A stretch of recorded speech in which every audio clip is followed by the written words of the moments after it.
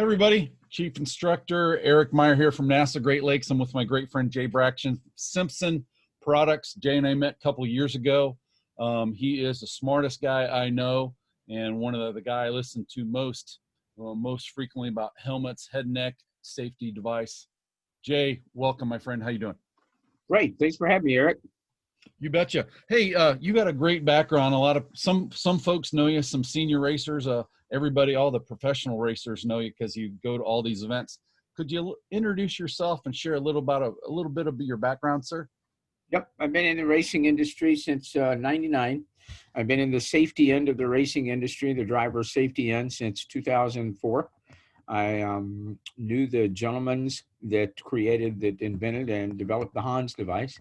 And so that's where my start was in the driver safety industry, was working for Hans with Jim Downing and Bob Hubbard and all of the other people at that time who were doing a lot of testing on everything from safer barriers and seats to helmets and head neck restraints and belts and anything in between. I went to work for Simpson after they purchased Hans. And I stayed around for a couple of years, and then I went to work for Arai Helmets, who manufacture a really great automotive helmet. Was this motorsports field the entire time, Jay? Yep, all automotive. Never two-wheel, always four-wheel, and everything from HPDE track days to IndyCar and NASCAR and IMSA and anything in between. And then Simpson purchased Stilo about 4 years ago. They took over distribution in the U.S. 3 years ago, and they hired me back to represent Stilo helmets, Hans head neck restraints, and the hybrid line of head neck restraints. Which is exactly why we're talking, so that you can school us on great products, SA, and the Snell 2020, and anything about hybrid. Could I give you the floor a little bit, and could you tell us about the new Snell rating and some hybrid information, sir? Sure. First, we'll talk about Snell ratings. And most of the people that are doing track days or competing in NASA or SCCA or any other organization are familiar with Snell and the Snell ratings. A lot of track day people aren't familiar enough to know that there are two different Snell standards. There's a Snell motorcycle standard and a Snell automotive standard. The testing for those two standards is completely different. And one of the other big differences is the motorcycle helmet does not have to be fire retardant, whereas the automotive is. And that's not very important unless you ever catch on fire, and then it's really important. No, when you say motorcycle, you're referring to like the M on the decal. No, Snell M. Would you share with people who are brand new what the heck we're talking about, right? A lot of people are like stickers, decals, M's. Where you see that stuff? It's on the inside of the helmet, and there will be a Snell sticker. And you need to make sure that your helmet meets the certifications required by the group that you're running with. Most groups allow a Snell standard to go for 10 years. So right now, the Snell SA 2010 product will be obsolete at the end of this year. And for next season, anybody with a Snell SA 2010 helmet will have to replace it with either a Snell SA 2015, which was the last standard, or a Snell SA 2020, which is the most current standard, which can be released for sale and shipped on October 1st. And we got a warehouse full of them. We're waiting to ship out on October 1st. The timing's perfect. It was exactly why I reached out to you right now, sir. It is, and I got a lot of groups, a lot of track day groups, a lot of HPDE groups, a lot of NASA and SCCA drivers that their helmets are timing out and it's time for a new one. And so one of the things I wanted to do was just very quickly tell what the differences are between the 2015 and the 2020. And the easiest way to explain it, Eric, is the testing is different. It's a lot more stringent for the larger shell helmets. It's a little bit more stringent for the smaller shell helmets, but they have increased the velocity of the impact testing, and they've increased the peak G threshold that the helmet has to withstand.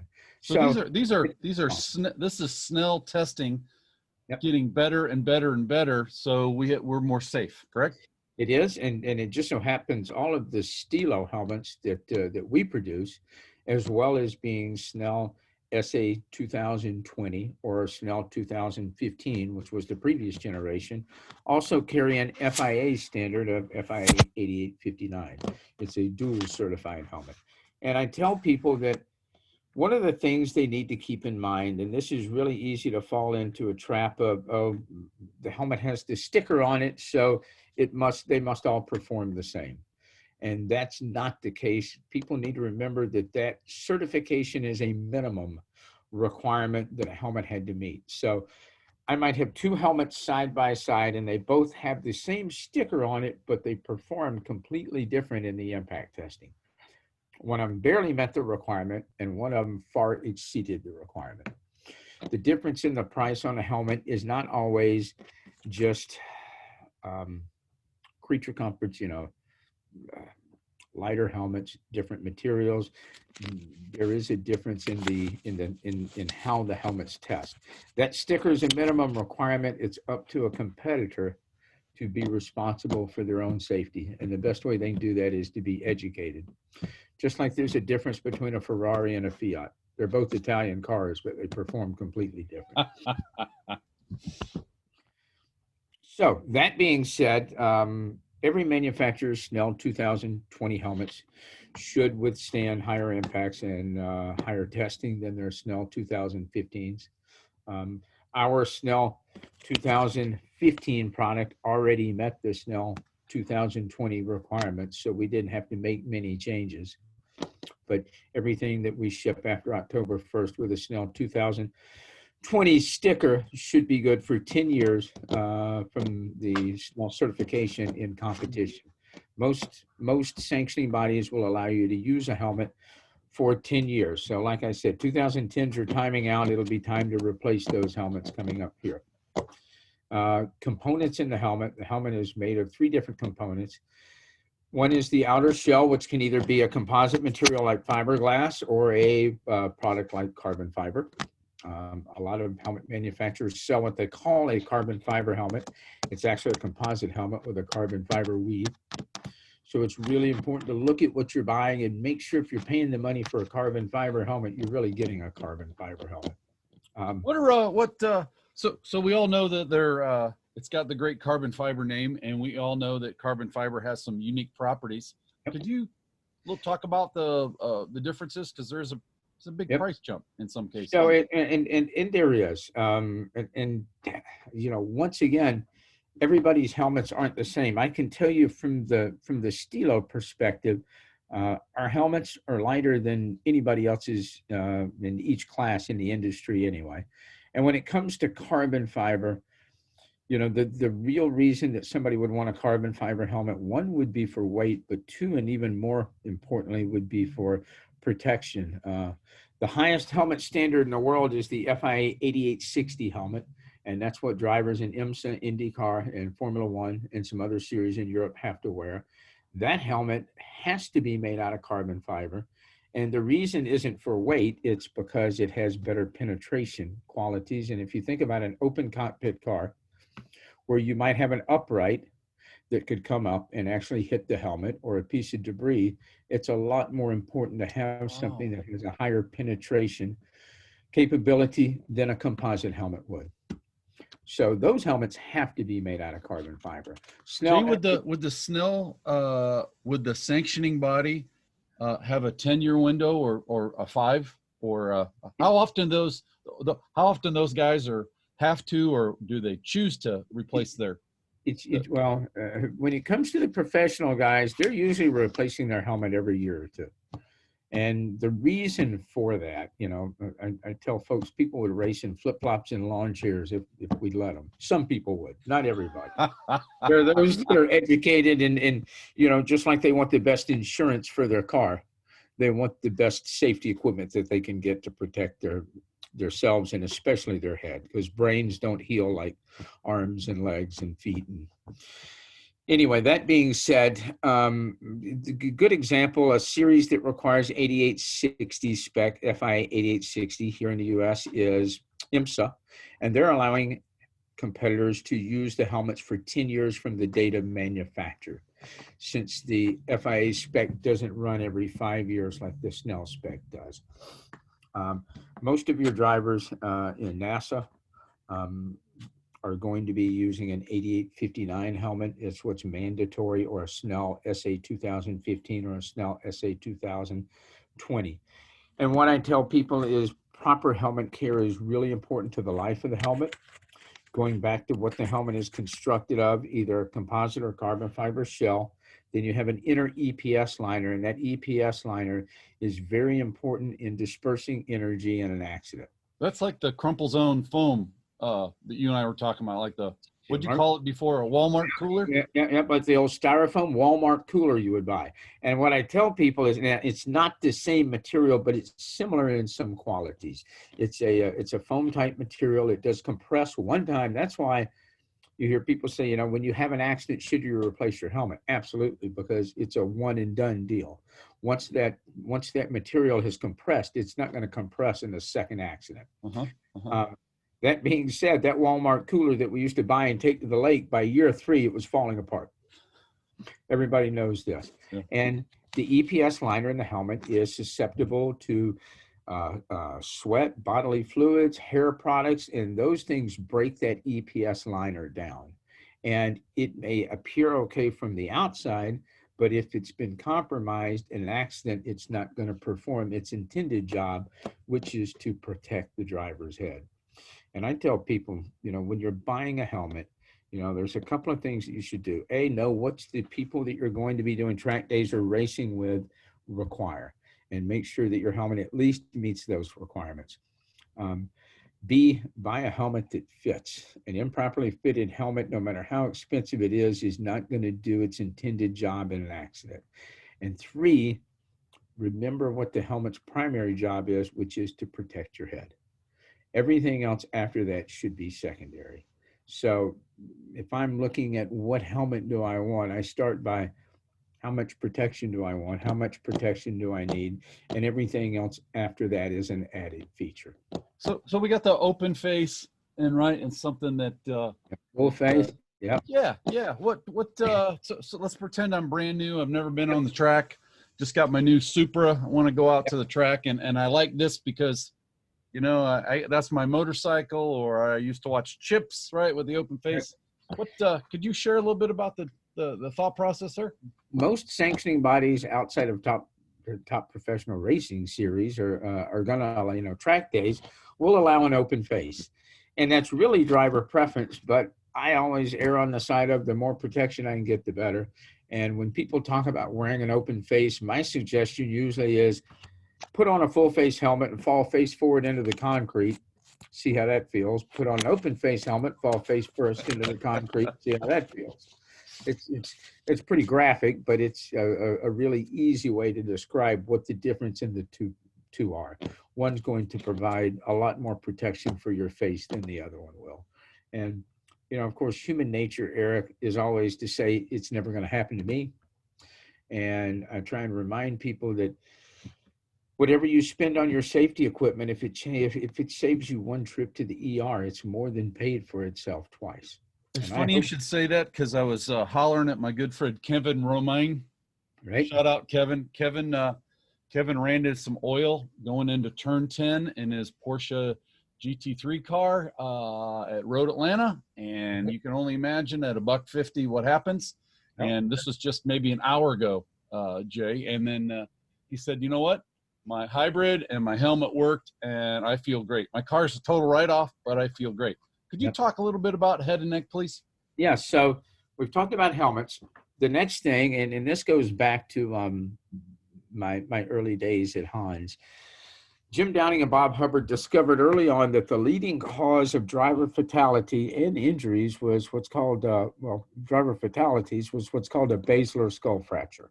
And what happens is, when we're in an automotive environment, we're strapped into a car and we have an impact, and now we have the extra weight of the helmet on our heads. As the head whips forward, it can snap your neck at the base of your skull, and it's very quick and instantaneous, and it's not a good thing. So that being said, that's why there is a need for a head and neck restraint when you're wearing a helmet in a track day car or in a full race car. And there are several different head and neck restraints on the market. I'm going to talk really quick about a product called the Hybrid S, which was originally developed for a full race harness. It was a competitive product to the Hans device, which most people are familiar with. And you wear it like a backpack, and then it's got a couple of tethers that come off of the device and attach to anchor points on the helmet. And so basically what it does is, in an accident, if you imagine how a full harness works, the harness holds the body and it holds the device in place, and as the head moves forward, the tethers catch it and limit that whipping motion that can cause injuries or death. The Hybrid S was the first model, and it's actually got a piece that runs down the spine, down the center, a hard piece in the back that fits between the driver and the seat.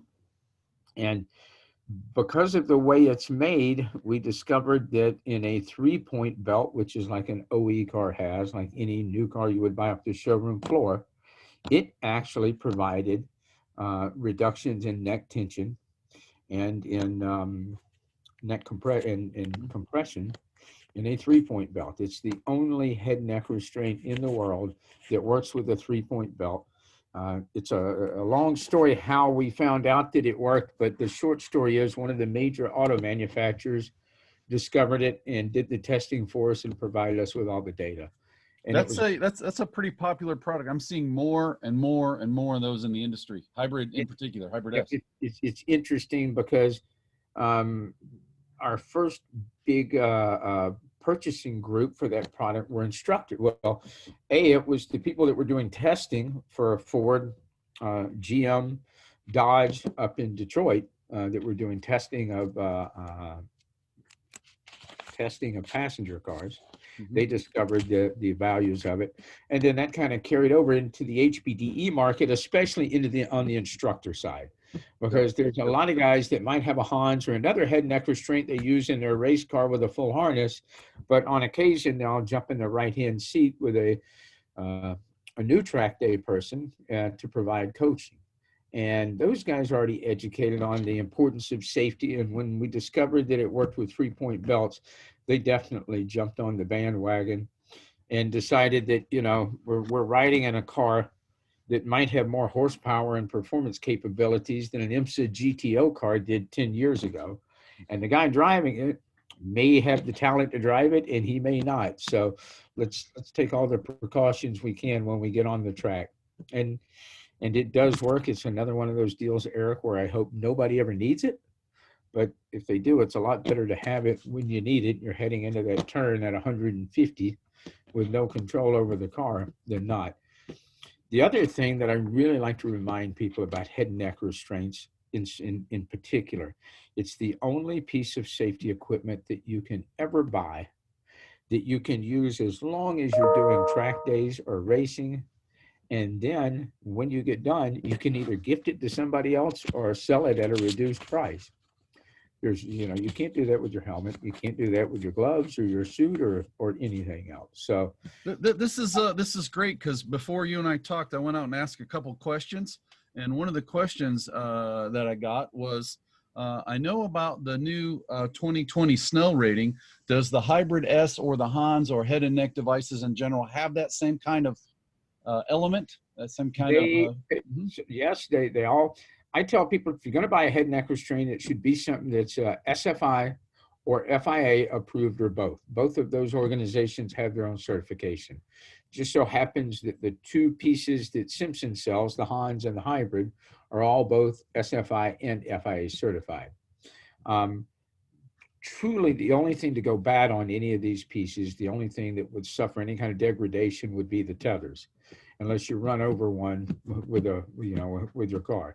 Is that a consumable? Is that in an accident replace kind of a thing? Yep, absolutely. Just like you would replace your belts in a big accident, you want to replace the belts. tether. You're referring to the 5-point or 6-point as an example. Yep, because they're fabric, they stretch. They'll degrade over time due to light and UV light and moisture.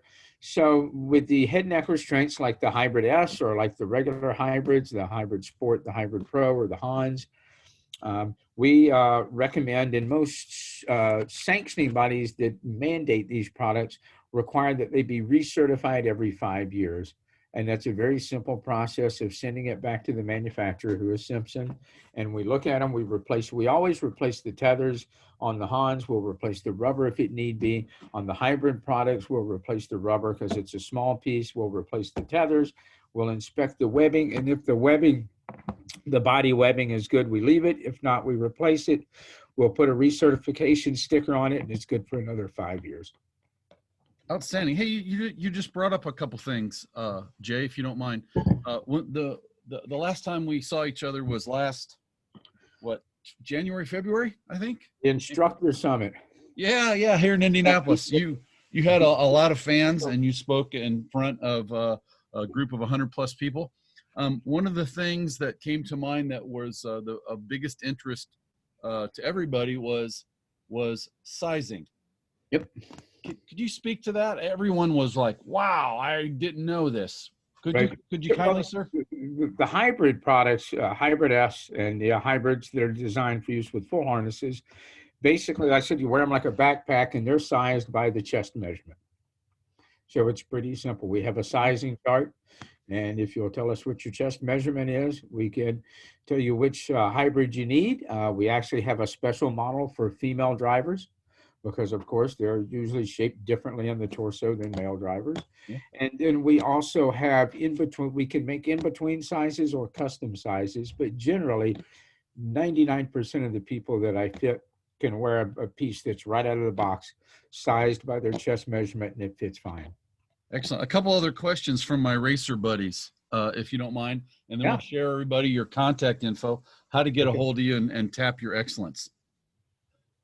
How do you get rid of the wonderful sweat ring that a lot of my racer buddies get on the inside of your helmet? Well, for starters, use a head sock or a balaclava. That's going to always extend the life of your helmet, because it's going to soak up some of the sweat that gets on the inside of the helmet. The next thing after that is it's very important, if you can, I recommend people use a helmet or equipment dryer. We sell one, and there's a couple other companies that make them. I recommend getting one with an ozone cycle, because it actually kills the bacteria, that funk. You know what a helmet that's never... Right. Never mind. Right. Yes, sir. After a busy summer. But after all that's being said, the interior of a helmet is completely washable. Now, some manufacturers have pieces that'll come out. I don't recommend putting them in a washing machine, because like our cheek pads have the EPS in them, and it's easy to break them. But you can either take the pieces out, or take a soft cloth, some mild detergent and water, and clean the interior of the helmet. The most important thing is, after cleaning, make sure it dries thoroughly. Leave it out, let it dry good.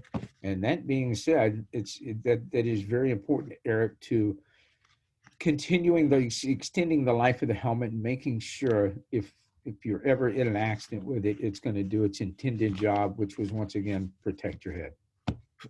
This is really good. Thank you. And if we could keep going a little bit. So you showed me, and I didn't know this, I have the Stilo ST5. Yep. And you showed me in Indianapolis, it's like, hey, Eric, you can custom fit some of these modular pieces of material. Am I saying that right? I apologize. With the ST5, there's several pieces on the interior that are available in different sizes. And when I fit a helmet, I always start off fitting the crown of the head. This is the most important part, is the top of the head.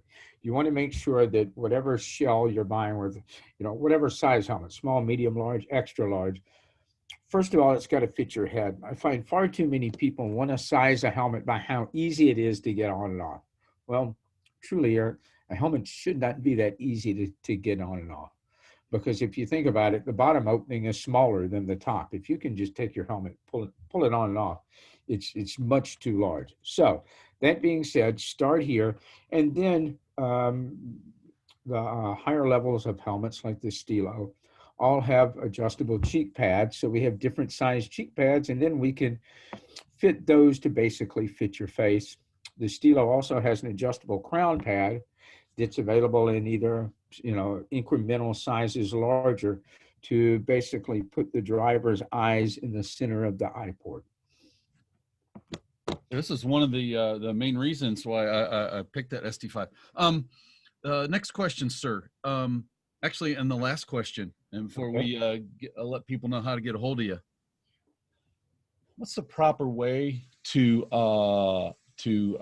provide maintenance and clean your shield, especially the nice ones that are out there that are a couple bucks? What would you advise my friends and I to do?